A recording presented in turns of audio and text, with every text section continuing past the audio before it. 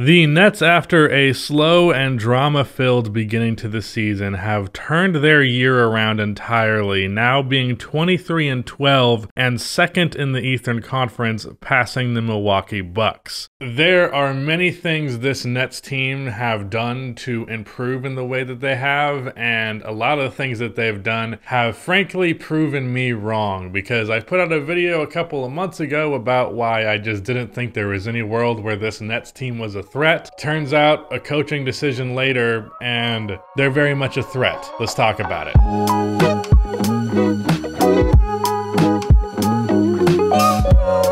Before we continue on with the video, I just want to ask that if you do enjoy this video that you subscribe, also drop a like. It helps the video do much better in the algorithm and it is seriously much appreciated. Also, I want to mention the crazy game that Luka Doncic had, as well as Zion Williamson's career high the other night. We're going to be reacting to that and talking about it on the podcast live pretty soon after this video goes up. So once you finish watching this video, go check out that podcast, whether it's live right now or if it's just out now. So let's talk about the Brooklyn Nets. The first thing I say in the intro, and the obvious thing that I attribute this to, is the head coaching change. Steve Nash got fired and he was replaced with Jacques Vaughn. With Steve Nash at the helm in the first 7 games of the season, they went 2-7. With Jacques Vaughn so far, they are 21-7, which puts them on a pretty incredible pace. And really the most obvious thing that you can attribute Jacques' contributions to has been in the defensive department. The Nets earlier on in the season and really going into this year were just really disappointing on the defensive end of the floor.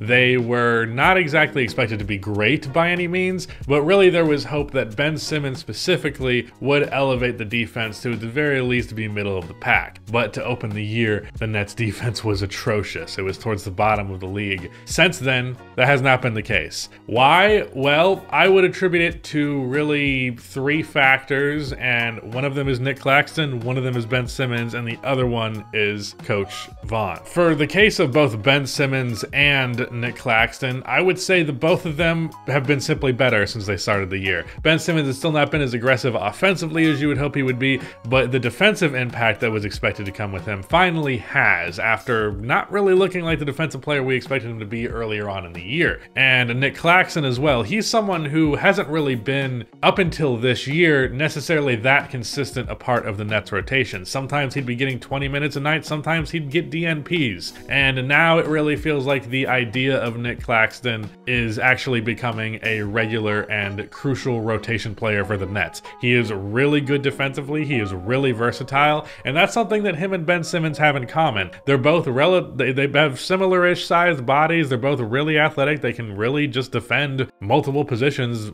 Nick Claxton can handle himself on the perimeter, so as a result of the defensive versatility that those two bring to the table, Jacques Vaughn looked at that and said, okay, how about we just do kind of a switch everything defense? And that's what they've been doing, and it's been extremely effective, as they are now number 9 in defense, and I would pretty much guarantee you that it's even better than number 9 under Jacques Vaughn. In fact, I believe as of recently they've been performing as a top 3 defensive team. And I gotta say, even though I did think it was possible for this team to be better defensively, being one of the top, like, this team could finish like top 5 in defense. Being that good defensively is not something I expect out of the Nets by any means, and that's even with me being very high on Ben Simmons as a defender. So this has exceeded my expectations pretty dramatically. Nick Claxton has exceeded my expectations, and even to give credit to those other players that aren't just those two, like Royce O'Neal has had a huge impact, and a lot of guys have been better defensively than they were known historically to be ever since this system was implemented. Even Kevin Durant and Kyrie Irving have been better on that end ever since Jacques Vaughn has been in charge. So I gotta give a lot of credit to that. And really, I think if there's any number one thing to point out for the success of this Brooklyn Nets team, it has been the dramatic difference that has existed defensively. Because even in that video that I made 2 months ago, I did say the pieces were there to probably have a great offense. They started off the year with a very terrible offense, but I was like, picking up the pieces and becoming a good offense offense should not be hard with Kevin Durant and Kyrie Irving on your team. You simply just need to kind of run a system and it will probably work out. Now, as I previously mentioned, Ben Simmons has not been the offensive player I would like him to be. I still think there's really no reason for him not to be scoring like 18 points a game rather easily, especially with how spaced out this offense is. But speaking of the spacing factor, one thing that was an issue for the Nets half-court offense was having Claxton and Ben Simmons out there. And I think just simply by virtue of having players move around a little bit more, which is a simple fix, but seems to be one that's helped dramatically, because I think just making that change alone has helped their offense a ton. I think there's more, I don't know, the stats might not back me up on this because this is entirely an eye test thing, but I feel like there's more screen action. I feel like there's more like backdoor cut stuff. I feel like there's more off-ball sets. I feel like there's just an offense. And by virtue of there being an offense, the spacing issues that exist with Ben and Claxton, while they're still there and you can still often see them run into them on the offensive end, at the end of the day, it's not bad enough that the defense that they bring to the table is absolutely worth it. So defensively, exceeding expectations in that regard, and then offensively, there is finally somewhat of a system in place. Now, what's weird about the Brooklyn Nets is, in spite of the fact that they are a very, very talented three-point shooting team, if you go down the list of their shooters this season, what's weird is you would argue that their shooters are having a down season, if anything, because like Kyrie Irving, he's fine from threes, 36%. He can do 40 though. Royce O'Neal's great, but Joe Harris was like leading the league in three-point percentage. He's down to 38%. But it goes to show you how talented their shooting is that I'm like only 38%. Same goes for Seth Curry, who is at 39%. I'm like, I know you can do better than that, Seth. Regardless, the point is, there's some pretty special three-point shooters on this team, but really the area that the Brooklyn Nets have found their success is in a way that really is counterintuitive or counter to the narrative that general analytics would tell you. The Nets are really just killing it from mid-range as a team. They have multiple players shooting 50+% from mid-range. Meanwhile, I don't believe there's any other team in the league that has multiple. That's a number that I got from Alex Hoops because he did a fantastic video on Brooklyn's offense and how it has been breaking analytics. So go check that out. In fact, I might even link it in the description because it's just a very good video that explains the Nets offensive changes and how those have helped a lot better than I can. But mid-range shooting specifically has been where the Nets have found their success, which is ironic because that is again something that I have been pretty critical of, which has been that even though yes, you have some all-time great mid-range shooters and Kevin Durant, I think Kyrie Irving is near that conversation as well. His percentage has always been good. His volume has always been good. A lot of guys who can hit mid-range shots. TJ Warren's here now. He has a bit of a mid-range game and he's been good since he's come back. Seth Curry and Joe Harris are prone to pull up mid-range shots after they catch it off of the perimeter. A lot of mid-range shooting ability on this team, and frankly, as good as it is to have that, generally speaking, if that's a foundation of your offense, that's an issue. That's a big problem I have with the Chicago Bulls, is that DeMar DeRozan's mid-range shots seem to be like treated like what the offense is going for.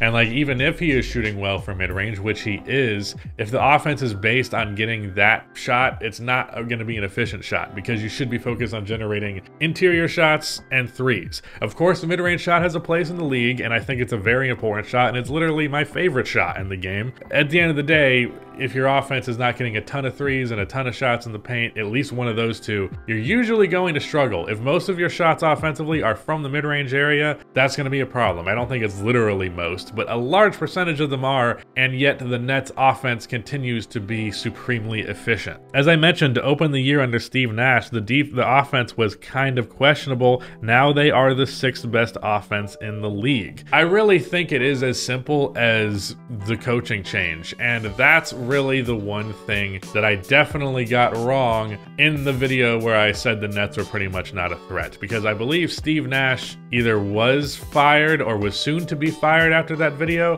I know that I believe that a head coaching change was not going to be enough to fix this team. And that's not to give all the credit to the head coaching change, because I do believe some players just simply stepped up for the sake of stepping up. Kevin Durant has been unbelievable this season. He's definitely in MVP conversations now when I didn't even have him in my MVP list like a month or two ago. I do believe the coaching decision has been the main difference. Steve Nash, I knew he was a bad coach, but there was something, the most important thing was that Steve Nash didn't have the locker room at all. And it really seems like Jacques Vaughn does. And that's what's making the difference, is like what he has to say, you're actually seeing a coach's influence on the floor. Rather than before previous, I really felt as though Kevin Durant and Kyrie Irving and really the whole roster just kind of stepped all over Steve Nash and didn't ultimately care. So with that being the case, I have to give all the credit in the world to Jacques Vaughn. In fact, honestly, probably if there's anybody who deserves Coach of the Year right now, kind of him, because it's either him or the interim guy on the Celtics, and I don't think he's going to get it, but between the two, because Jacques Vaughn just turned this ship around quickly. Like, he really showed how much just one head coach could make this much talent actually work. I also want to give credit to Ben Simmons in terms of just players who have significantly elevated their game since when I last talked about the Nets. I have to give the most credit to Ben Simmons for the fact that he is now, I believe, #1 in plus minus on the team, or certainly up there. And like, even though he's not shooting the ball as much as I would like him to be, the defense is back, the playmaking is significant, and he's at the very least taking his open layups. So I got to give him the credit for that at least. And he's been finally a plus, a huge plus in fact, and that makes a world of difference, whereas it was looking like he was going to be a huge problem for the Nets, and now he's no longer a problem whatsoever. So head coaching change, Ben Simmons. In terms of the on-the-court stuff, I even said in that video back then that Kyrie and Kevin Durant, I didn't really have my gripes with them. They're pretty much just doing what they're supposed to do. They've continued to do that. So if you add on the crazy star power with finally an offensive system and finally some good defense, and this is what you get, and the Brooklyn Nets look mighty scary. I definitely still think I would take the Celtics over them.